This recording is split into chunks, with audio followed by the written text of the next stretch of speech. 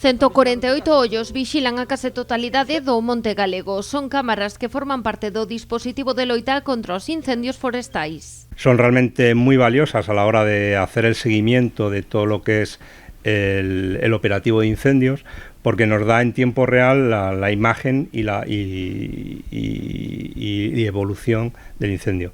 Na provincia de Pontevedra son 26 as instaladas. En cada punto hai dúas cámaras, unha que vai xirando constantemente 360 graus e outra que dispón dun zoom de ata 20 kilómetros de distancia. Son una cámara que gira 24 horas seguido grabando, que se almacenan durante un mes, y luego hay otra que nosotros podemos mover y localizar hacia la alarma o conato de incendio. Y son clave a la hora de tomar decisiones, pues desde poder adelantarnos al envío de más medios, tanto terrestres como aéreos, o tomar otro tipo de cualquier otra decisión respecto al operativo de incendios. Estas cámaras ofrecen a posibilidade de controlar en tempo real, por exemplo, a evolución dun incendio, pero non alertan cando este se produce. Por iso son un complemento ao labor dos axentes que vixilan os montes sobre o terreo. No es una sustitución, es un complemento de la vigilancia tradicional, que también es muy valiosa, porque también hay mucha experiencia acumulada en los vigilantes que nos está reportando información de la evolución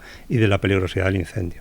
As portas do inicio da tempada de máximo risco de lumes forestais de xullo a setembro, con outubro como mes complementario, a Xunta de Galicia conta con 1081 efectivos nas brigadas de Pontevedra. Tamén haberá 94 motobombas e 4 helicópteros. No conxunto da provincia temos 450.000 hectáreas de superficie.